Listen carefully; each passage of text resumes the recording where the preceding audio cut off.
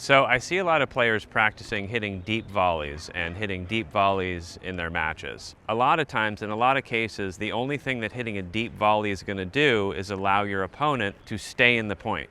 It gives your opponent another chance to pass you or lob you. It's much more effective to instead hit a short volley, and better yet, to hit a short angle volley off the court. That way your opponent can't even get to it, and if they do, they either miss it or they hit you a very weak shot back. And if you hit a short angle volley off the court at a sharp enough angle, no one in the world can get to it. Yes, there are exceptions. If you hit a deep volley that's in the corner, that's hard, that's away from your opponent, you're most likely going to win the point. And yes, there are times when it's going to be helpful to hit a deep volley if you're at the service line, for example, or if your opponent hits you a really tough shot at your feet when you're at the net. But when given the choice, instead of hitting a deep volley, it's going to be much better to hit a short angle volley off the court. If you're hitting your first volley on your way to the net from the service line, yes, you're probably going to have to hit your volley higher over the net and deeper, because it's usually more difficult and more risky to hit a short angle volley off the court from the service line.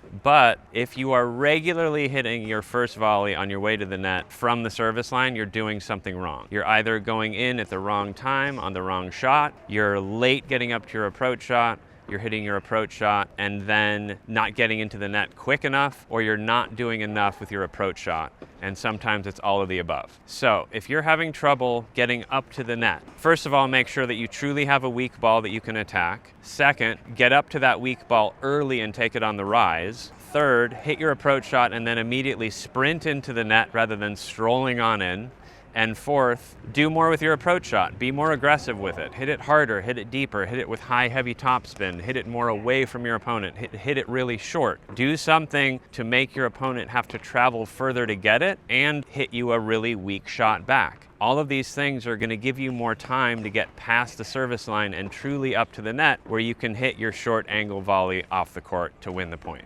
So after you hit your approach shot and you go up to the net, where in the court should you go? A lot of players make the mistake of going right in the center of the court. The problem with that, other than giving your opponent equal space on both sides to pass you, is that you're allowing too much of an opening to be passed down the line. Instead, you should always follow the path of the ball of your approach shot. So for example, if you're right-handed and you hit your forehand approach down the line, you should go up to the net and slightly right of center. If you hit a forehand approach cross court, up to the net and slightly left of center. If you hit a backhand approach down the line, go up to the net, slightly left of center. Backhand approach cross court, up to the net, slightly right of center. The reason for this is that, again, if you hit a forehand approach down the line and if you go up to the net and are right in the center of the court, you leave too much of an opening to be passed down the line. If you go up to the net slightly left of center, you're leaving way too much of an opening to be passed down the line. But if you go up to the net and slightly right of center, you can cover the down the line pass by stretching to your right. And you can also cover the cross-court pass by stretching diagonally forward to your left. Yes, you can still be passed if your opponent hits an amazing shot, but this puts you in the best possible position to cover both sides. One more thing, please keep in mind that if you hit an approach shot that's cross-court, not only do you have to get up to the net, but you have to move over to the other side of the court to cover their down-the-line pass. You have to cover more court, so it's more difficult, it's more risky to approach cross court, especially if your opponent hits a high-paced down-the-line passing shot. There are exceptions, again, but it's usually better to hit your approach shot down the line rather than cross court. Big thanks to my friend Bren Ald for his help on this video. He's a great tennis player and instructor. If you like this video, please give it a thumbs up, subscribe, leave me a comment. Thanks so much for watching, and I'll see you next time.